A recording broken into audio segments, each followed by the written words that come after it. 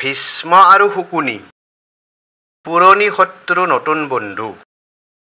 কৌৰৱ আৰু পাণ্ডৱৰ যুদ্ধখন হোৱাৰ দিশে যেতিয়া দুয়োপক্ষৰ প্ৰস্তুতি পৰ্ব প্ৰায় সম্পূৰ্ণৰূপে হৈ গৈছিল, বিশেষকৈ পিতামহ ভীষ্মই যুদ্ধখনক লৈ বৰকৈ চিন্তিত হৈ পৰিছিল। যুদ্ধখনৰ পৰিণতি কিমান ভয়াৱহ, ধ্বংসাত্মক হ'ব পাৰে, সেই কথা পিতামহ ভীষ্মই আগতীয়াকৈ উমান পাইছিল। ভীষ্মই সকলো কথা বিশ্লেষণ কৰি জানিব পাৰিছিল, এই যুদ্ধখনৰ মূল কাণ্ডাৰী যে শুকুনি আছিল। শুকুনিৰ উচতনিত দুৰ্যোধনে যুদ্ধখন কৰিবলৈ আগবাঢ়িলেও পাণ্ডৱ পক্ষৰ লগত থকা কৃষ্ণৰ সহায়ৰ কাৰণে যে যুদ্ধখনত কৌৰৱসকল জিকিব পৰাটো সম্ভৱ নহ'ব, সেই কথাও পিতামহ ভীষ্মই আগতীয়াকৈ ধাৰণা কৰিছিল। যুদ্ধখন যিকোনো প্ৰকাৰে বন্ধ কৰি সমস্যাৰ সমাধান কৰিবলৈ পিতামহৰ অপ্ৰাণ চেষ্টাও বিফল হৈছিল। ধৃতৰাষ্ট্ৰক যুদ্ধৰ পৰিণতিৰ কথাবোৰ মুকলিকৈ বুজাই দিয়াৰ পাছতো অন্ধ ধৃতৰাষ্ট্ৰই পুত্ৰ স্নেহত নীৰৱতা অৱলম্বন কৰিছিল। দুৰ্যোধনক মান্তি কৰিবলৈ সন্মত কৰাব পৰা অৱস্থাও নাছিল। দুৰ্যোধন উন্মত হৈ আছিল। অহংকাৰী দুৰ্যোধনে কাৰো কথাত গুৰুত্বই দিয়া নাছিল। ৰাজ্যৰ লোভত একছত্ৰী সম্ৰাট হোৱাৰ আশাত সৰু বৰ কোনো চিনি নোপোৱা হৈছিল।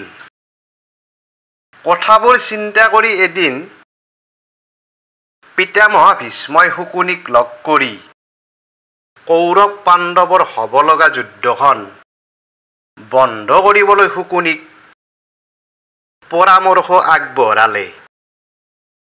কাৰণ সেই সময়ত দুৰ্যোধনে শুকুনিৰ বাহিৰে আন কাৰো কথা শুনা নাছিল। শুকুনিয়ে ভীষ্মক সুধিলে, হ'ব লগা যুদ্ধখনক লৈ কিয় পিতামহই ইমান শংকিত হৈ পৰিছে? ভীষ্মই উত্তৰত নিজৰ মতামতত শুকুনিক ক'লে, পাণ্ডৱসকলে প্ৰতিটো ক্ষণতে নিজৰ সততা বজাই ৰাখিছে। তাৰোপৰি কৃষ্ণ পাণ্ডৱৰ পক্ষত আছে।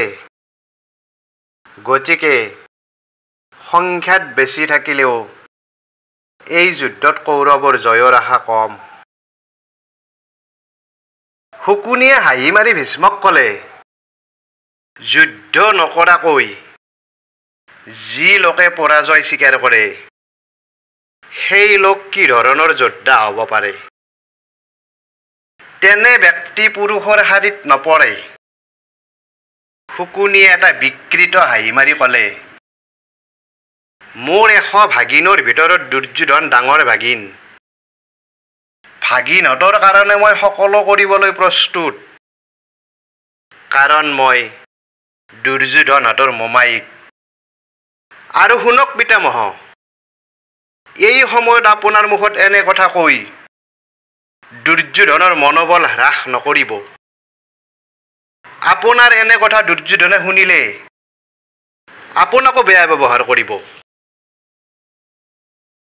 কিয় আপুনি এজন জ্যেষ্ঠ অভিজ্ঞ পিতামহ হৈ দুৰ্যোধনৰ কটু বাক্য শুনিব বিচাৰিছে? আপুনি জ্ঞানী লোক। আপুনি আপোনাৰ জীৱনটোৰ কাহিনী নিজে ভাবি চাওক। কৌৰৱ বংশইতো আপোনাক আশ্ৰয় দিয়াৰ বাবে এজন জ্যেষ্ঠ পিতামহ হৈ সকলোৰে আগত চিনাকি হ'ব পাৰিছে। সেই কৌৰৱ বংশক সহায় কৰাৰ পৰিৱৰ্তে আপুনি যি পাণ্ডৱৰ জয়ৰ আশা দেখিছে, এই চিন্তাধাৰা আপোনাৰ নিচিনা কৌৰৱৰ লোণ খাই ডাঙৰ দীঘল হোৱা জ্যেষ্ঠৰ মুখত শোভা নাপায়। এই সময়ত আপুনি এনে কথা নক'ব। শকুনিৰ কথা শুনি যুদ্ধ বন্ধ কৰাৰ আশা বাদ দি ভীষ্মই বুজিছিল কৌৰৱৰ পতন নিশ্চিত। কিন্তু কথাবোৰ কোৱাৰ পাছতে শকুনিয়ে ভীষ্মক প্ৰণাম জনাই কৈছিল, পিতামহ, মোক ক্ষমা কৰিব। পুৰণা শত্ৰুক নতুন বন্ধু হৈ কিদৰে বধিব লাগে তাক মই ভালদৰে জানো।